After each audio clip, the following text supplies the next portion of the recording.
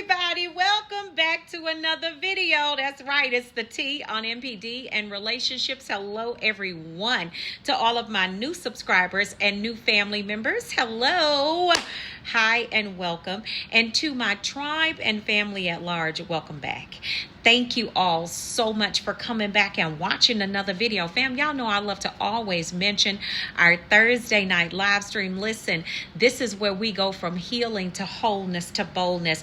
I certainly don't want you to miss that Thursday night live stream. Listen, I'd like to personally invite you to that Thursday night live stream. Y'all, come on out. All right. It is life-changing. All right. So if you are on the YouTube and Facebook platforms, please turn your notification bells on, and so you will know when we go live on the channel and also when we drop a video on the channel as well. All right, y'all know I'm what was that? Hit that like button, hit that like button, hit that like button. Y'all know I'm always asking what? Hit that like button, hit that. Y'all, I'm asking, can y'all hit that like button for your girl, please? Thank you.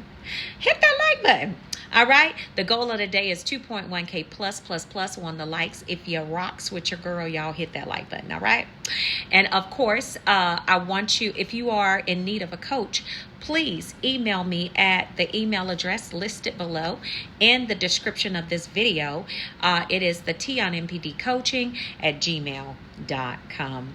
All right. So next up, we have the book.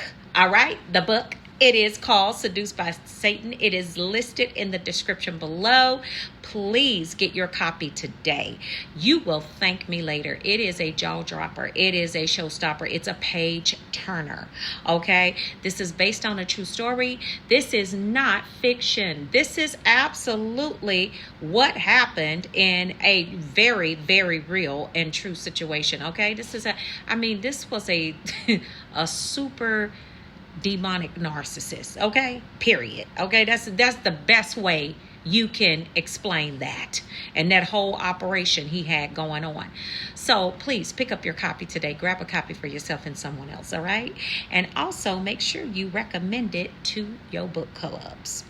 All right, y'all, we're going to jump into the topic of this video. We're going to talk about when the devalue and discard backfires on the narcissist. Oh, that bird thought they had it in the bag, didn't they? Ooh, they thought they had it in the bag, y'all. Yes, they did. Yes, they did. Okay? They played it like they had you messed up. Okay? And guess what you told them?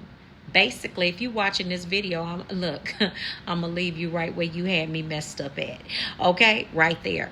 Y'all, I want to talk about this because we often talk about the discard, but we don't talk about the point before the discard, the devalue and the discard.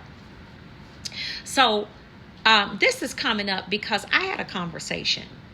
And we were having a conversation. I mean, it was, and I get it. I get it.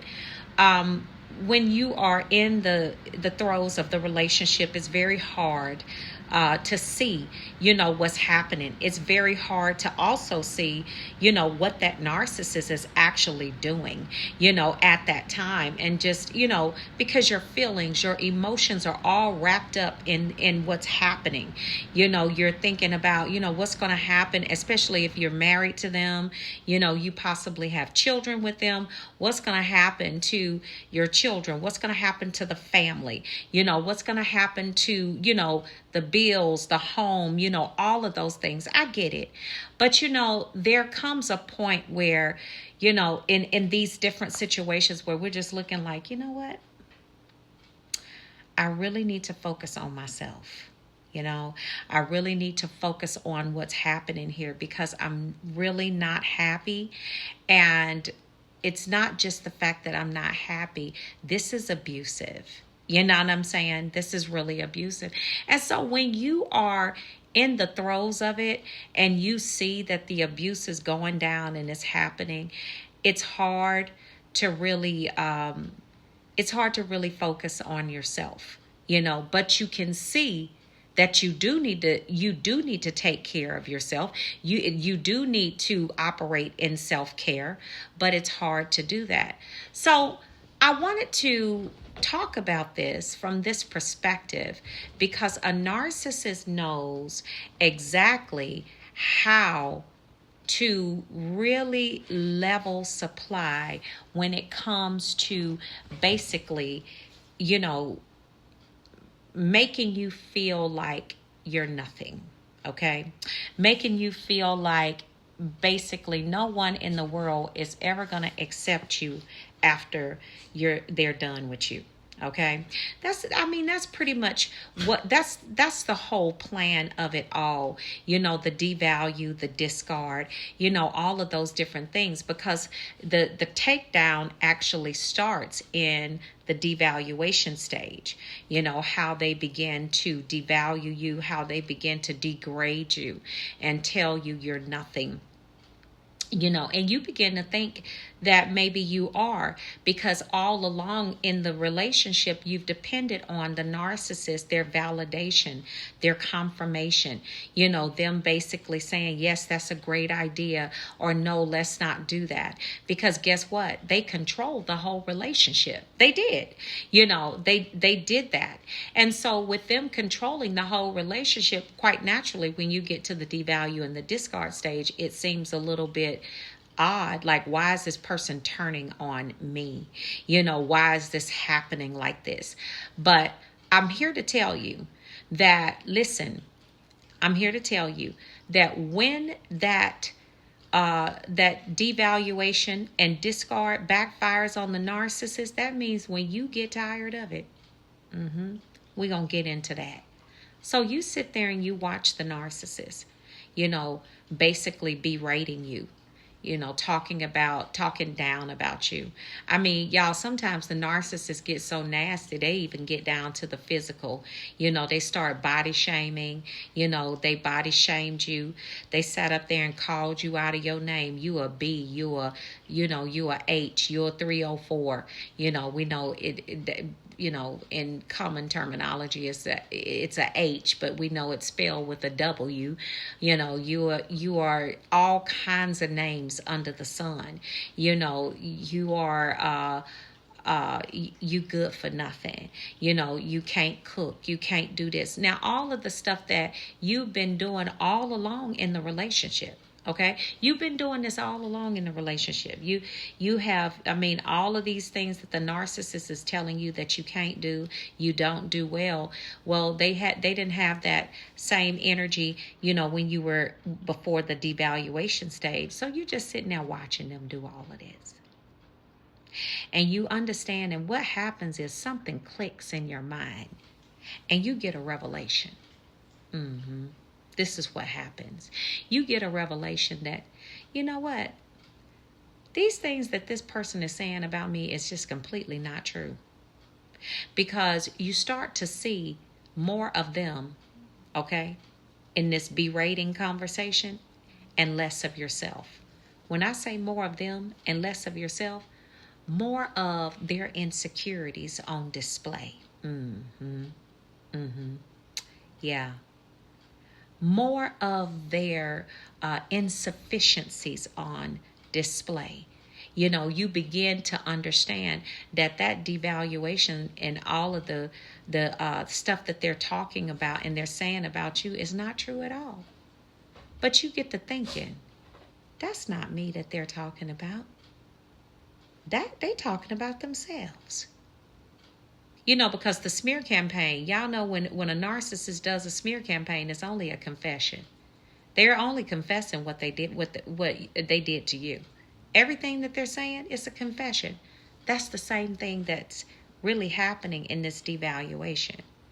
While they're trying to level you and make sure that you just can't get up from this, you sitting there watching this, and you're just like, oh, okay. This just really doesn't sound like me at all. I've never been in a relationship where somebody has told me these horrible things about me. Have the relationship somewhat been dysfunctional? Some of y'all probably have had, mostly, or have had at least one dysfunctional relationship, but it was never to this degree, right? So then you're sitting there, you're thinking to yourself like, wow, this is crazy. Like, how could a person just talk about another individual like that, and they're supposed to love you. See, that's the problem right there. That's the problem. See, when you're talking about love and a narcissist don't go in the same sentence. Did you hear what I said? Love and a narcissist does not go in the same sentence. Why? Because a narcissist doesn't love. No, that's not what they do. Okay? Narcissists idolize you. They don't love you, because a person that wants to control you does not love you. Okay?